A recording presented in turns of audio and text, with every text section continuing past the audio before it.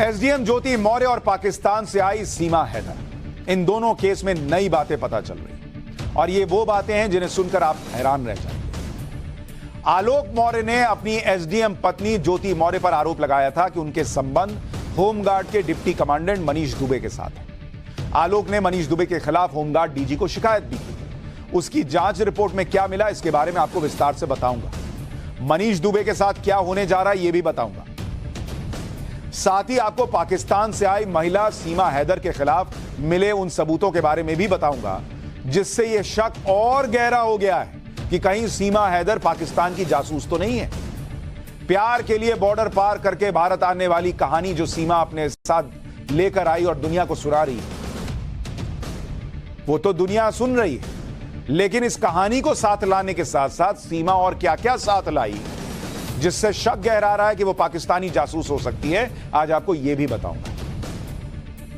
लेकिन पहले एसडीएम ज्योति मौर्य की बात। एसडीएम ज्योति मौर्य के सफाई कर्मी पति आलोक मौर्य ने अपनी पत्नी और मनीष दुबे पर जो आरोप लगाए थे, अब उन आरोपों की जांच की रिपोर्ट सामने आने लगी। सूत्रों के मुताबिक मनीष दुबे के खिलाफ home guard DIG Prayagraj range Santosh Kumar ने जांच की। मनीष दुबे की जांच रिपोर्ट डीआईजी ने होमगार्ड डीजी को सौंप दी है।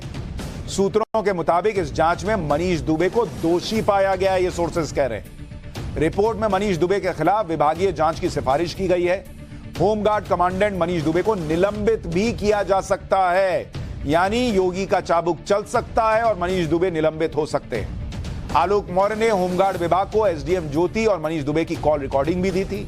आलोक का दावा है कि कॉल रिकॉर्डिंग में एसडीएम ज्योति और मनीष मिलकर आलोक को रास्ते से हटाने की बातें कर रहे थे। एसडीएम ज्योति मौर्य और मनीष दुबे की कॉल रिकॉर्डिंग की फॉरेंसिक जांच कराई जाएगी। फॉरेंसिक जांच में कॉल रिकॉर्डिंग सही पाए जाने पर एसडीएम ज्योति और मनीष की मुश्किलें और बढ़ सकती हैं। यानी एसडीएम ज्योति मौर्य के पति आलोक मौर्य की शिकायत के बाद होमगार्ड कमांडेंट मनीष दुबे के खिलाफ एक्शन की तैयारी हो रही है। आलोक मौर्य भी कह रहे हैं कि उनके लगाए आरोप सही साबित हो रहे हैं और मनीष दुबे के खिलाफ कड़ी कार्रवाई होनी चाहिए। जितना सर हमारा जांच चल रही थी, जो भी मैंने गवाही दिया था, जो डीजी सरकार की तरफ से एक कमेटी गठित की गई, जो मैंने आरोप लगाए थे वो सारे आरोप सही पाए गए हैं और जल्द से जल्द मनीष दुबे और जो भी दोषी हैं उनके ऊपर कार्रवाई की हम लोग मांग कर रहे हैं। बड़ी कार्रवाई हो ताकि आगे कोई भी परिवार न टूटे। आलोक मौर्य का आरोप है कि उनकी शादीशुदा जिंदगी में main villain home guard commandant Manish Dubey.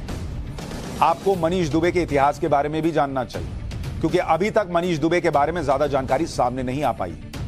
SDM ज्योति मौर्य और आलोक मौर्य का पास्ट तो सबके सामने है। आज आपको मनीष दुबे के पास्ट यानी उसके पिछली जिंदगी के बारे में बताता हूं। आलोक मौर्य अकेले नहीं है जिन्होंने मनीष दुबे की शिकायत की है। होमगार्ड कमांडेंट मनीष दुबे पर पहले भी आरोप लग चुके हैं। साल 2018-19 में अमरोहा में एक महिला होमगार्ड ने मनीष पर आरोप लगाया था। महिला होमगार्ड ने तैनाती के दौरान मनीष पर छेड़खानी का आरोप लगाया था।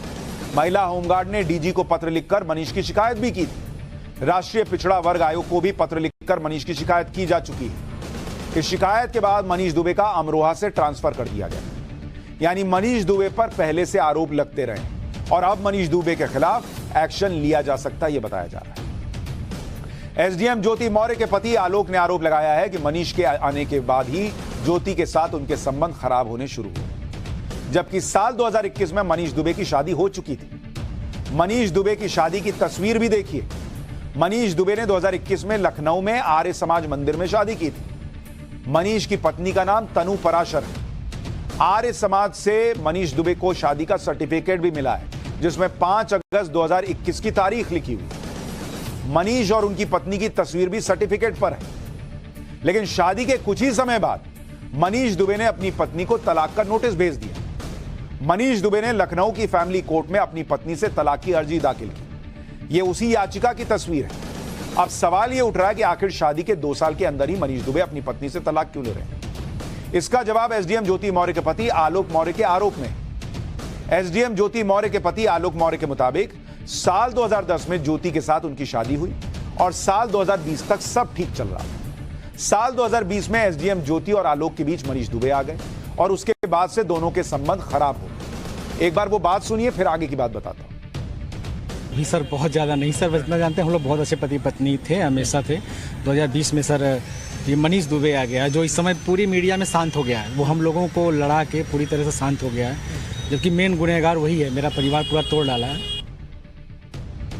अब मनीष दुबे को लेकर सवाल यह उठ रहा है कि आलोक कह रहे हैं कि मनीष दुबे की एंट्री उनके और ज्योति मौर्य की जिंदगी में 2020 में हुई। मनीष दुबे की शादी 2021 में हो रही।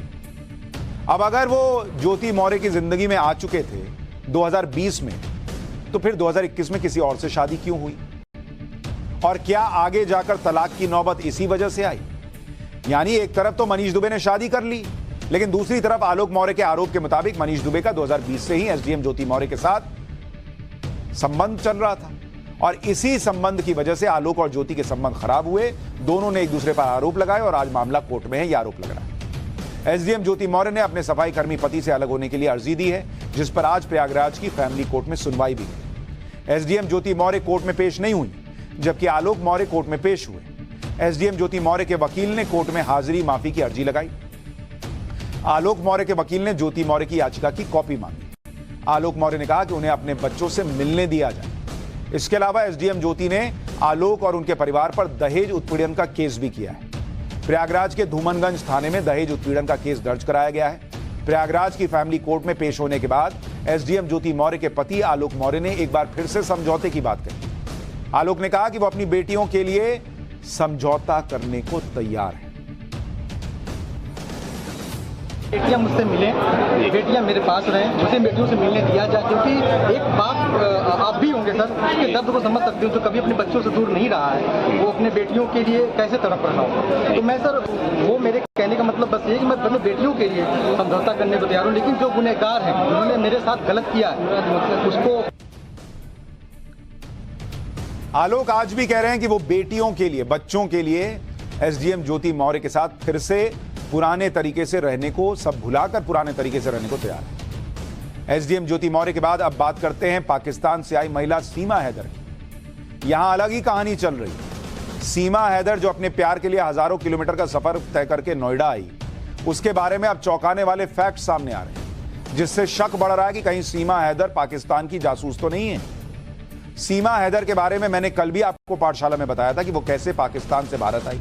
सीमा हैदर बिल्कुल खुलकर बिंदास तरीके से अपनी प्रेम कहानी बता रही है, कैसे उसकी मुलाकात नोएडा के सचिन से हुई और किस तरह से सीमा हैदर पाकिस्तान से भारत आई, सब बता रही है। लेकिन उसकी कहानी में कई पेंच हैं, कई झोल हैं। सबसे बड़ी बात यह है कि सीमा के पास से जो सामान मिल रहा है, उससे ही शक और बढ़ रहा है। सीमा हैदर के पाकिस्तानी जासूस होने की थ्योरी की चर्चा क्यों हो रही है, इसकी वजह क्या है, आपको यह बताता हूं। पहली वजह तो यह है कि सीमा हैदर बिना वीजा 4 बच्चों के साथ यूएई और नेपाल के रास्ते भारत आ गई। बिना किसी मदद के कैसे एक महिला 4 बच्चों के साथ 2 अलग अलग देशों से होते हुए भारत तक आ गई भाई, बिना वीजा के? कहीं भी सुरक्षा कर्मियों ने उसे पकड़ा ही नहीं, पकड़ नहीं पाए। दूसरी वजह, सीमा हैदर का भाई पाकिस्तानी सेना में है और सीमा अपनी सारी संपत्ति बेचकर आई। क्या सीमा को पाकिस्तानी सेना की तरफ से भारत में ट्रांसप्लांट किया गया है, जिससे वो भारत की जासूसी कर सके? तीसरी वजह, सीमा के मुताबिक वो 5वीं तक पढ़ी है, लेकिन हिंदी अंग्रेजी के शब्द सब फर्राटे से बोलती है। सीमा बिंदास तरीके से बातें कर रही है, जैसे उसे पहले से ट्रेनिंग मिली है। एक बड़ा सवाल यह भी खड़ा हो रहा है कि भाई आर्थिक तौर पर बोलती है कि बहुत सक्षम तो नहीं है, लेकिन इतना पैसा घर वर बेच के 12 लाख पता नहीं कहां से ले आई और आकर वहां यूएई से नेपाल, नेपाल से इंडिया आ गई, इतना पैसा। अब आपको वो सबूत दिखाता हूं जिसकी वजह से यह कहा जा रहा है कि सीमा हैदर जासूसी के लिए भारत आई। जब सीमा हैदर से पुलिस ने पूछताछ की और उसके सामान की तलाशी ली, तो जो सामान मिला उससे पुलिस भी हैरान रह गई। सीमा हैदर के पास 3 फर्जी आधार कार्ड मिले, 6 पासपोर्ट थे भाई। किसके पास 6 पासपोर्ट होते हैं? फर्जी आधार कार्ड कहां से आया? सीमा के आधार कार्ड में एडिट करके सचिन का नाम जोड़ा हुआ था। सीमा के पास से 4 मोबाइल और एक पाकिस्तानी सिम भी मिला। 4 मोबाइल क्या कर रहा है भाई? सीमा के मोबाइल से ज्यादातर चैट डिलीट किए जा चुके हैं। चैट क्यों डिलीट किया? कहानी तो तुम ढिंडोरा पीट के बता रही हो कि मुझे प्रेम हो गया, मैं आ गई। चैट क्यों डिलीट कर दिया? फिर 2 वीसीआर कैसेट मिली है जो सीमा की शादी की कैसेट्स हैं। सीमा के 4 बच्चों के जन्म प्रमाण पत्र मिले हैं। सीमा को कंप्यूटर ऑपरेशन और इंटरनेट के बारे में भी अच्छी जानकारी है। यह वो सामान है जो इस पूरी कहानी को अलग ट्विस्ट दे रहे हैं। आखिर सीमा के पास 3 फर्जी आधार कार्ड और 6 पासपोर्ट क्यों थे? इसके अलावा सीमा की लॉजिकल पावर भी बहुत ज्यादा है। वो वकीलों की तरह तर्क करती है, बोलते समय हिचकती नहीं है। इन सारे सवालों के जवाब पुलिस भी खोज रही है कि जितना सामान्य ये केस दिखाया जा रहा है उतना है भी या नहीं। सीमा हैदर बार बार ये कह रही है कि वो अपने प्यार के लिए भारत आई, उनका इरादा सिर्फ सचिन के साथ जिंदगी गुजारना है। लेकिन सीमा हैदर अपने मोबाइल से जुड़े सवालों के जवाब नहीं दे पा रही। सीमा हैदर का एक फोन टूटा हुआ है। सीमा पाकिस्तान में इसी फोन का इस्तेमाल करती थी। यह इत्तेफाक है कि जिस फोन का इस्तेमाल पाकिस्तान में करती थी वही टूट गया। यह मोबाइल कैसे टूटा, इसे तोड़ा गया है और मोबाइल में ऐसा क्या है कि इसे तोड़ना पड़ा, इसका जवाब वो नहीं दे पा रही ढंग से। सीमा हैदर जब नेपाल पहुंची तो वहां उसे सिम कार्ड कैसे मिल गया भाई? सीमा हैदर ने अपने मोबाइल से चैट हिस्ट्री क्यों डिलीट की? इन सवालों के जवाब वो नहीं दे पा रही। सीमा हैदर फिलहाल जमानत पर है और नोएडा में सचिन मीणा के साथ उनके घर पर रह रही। सीमा हैदर से पुलिस लगातार पूछताछ कर रही है, हर एंगल से जांच की जा रही है। आज भी यूपी पुलिस सीमा हैदर से पूछताछ करने के लिए नोएडा में सचिन मीणा के घर पहुंची। पुलिस ने काफी देर तक सीमा हैदर से पूछताछ की। पाकिस्तान से भारत आने में सीमा की मदद किसने की? सीमा के भाई पाकिस्तानी सेना में किस पद पर हैं? क्या सीमा उनके संपर्क में है? इस तरह के कई सवाल पुलिस ने सीमा से पूछे। सीमा हैदर से सिर्फ यूपी पुलिस ही पूछताछ नहीं कर रही, बल्कि सीमा हैदर कई जांच एजेंसियों के रडार पर है। बताया जा रहा है कि सीमा हैदर ने जो कहानी सुनाई है और जिस तरह से वो भारत आई है, उसके बाद इंटेलिजेंस ब्यूरो यानी आईबी, एंटी टेररिस्ट स्क्वाड यानी ATS, military intelligence, local intelligence unit के निशाने पर वो आ चुकी है। ये सभी एजेंसियां सीमा के दावों की सच्चाई का पता लगाने में जुट गई हैं। ये मामला प्रेम का है या पाकिस्तान की नफरत का है?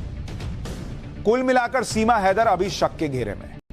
हो सकता है कि वो जो कह रही है वो सही निकल आए और सचिन के प्यार की वजह से ही सीमा पाकिस्तान में सब कुछ छोड़कर बेचकर भारत आ गई हो। दूसरी तरफ यह भी हो सकता है कि सीमा जासूसी के लिए भारत आई हो।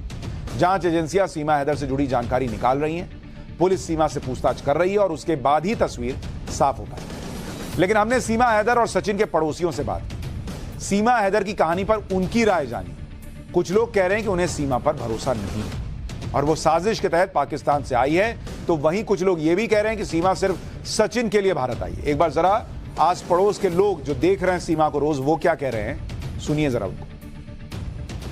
देखने से तो वो अच्छी लगती हैं, होने को कुछ भी हो सकता है, इसकी तो नहीं कह सकते। वो अपने बच्चों को लेके आई हैं और एक 2 नंबर रास्ते से आई हैं, नहीं वीजा नहीं कुछ नहीं। पाकिस्तान दुश्मन है, भारत का तो दुश्मन ही है ना, वो कुछ भी कर सकता है। अब वो उसके लिए अपने घुसपैठियों घुसा भी सकता है, उसके लिए चाहे उसको कुछ भी करना पड़े, इसलिए हमें उस पर भरोसा भी नहीं है। 4 बच्चों को अपने लेके आई है, सरकार अपने सिस्टम से जांच कर रही है। कल उसके हस्बैंड से हैदर से जो है स्काइप के माध्यम से जो है मीडिया वाले बात की है। इस तरह से ऐसा कुछ अभी पाया नहीं गया। ये सब चीज होती ना, भारत के सशक्त तंत्र अब तक ना 7 समुंदर या कहीं भी छिपे होते सारी चीज निकाल लिया जाता। अलग अलग लोग, अलग अलग बातें, लेकिन सच ये है कि शक की सुई सीमा पर उठ रही है और जांच अभी चल रही है। जो भी आएगा आपको बताएंगे।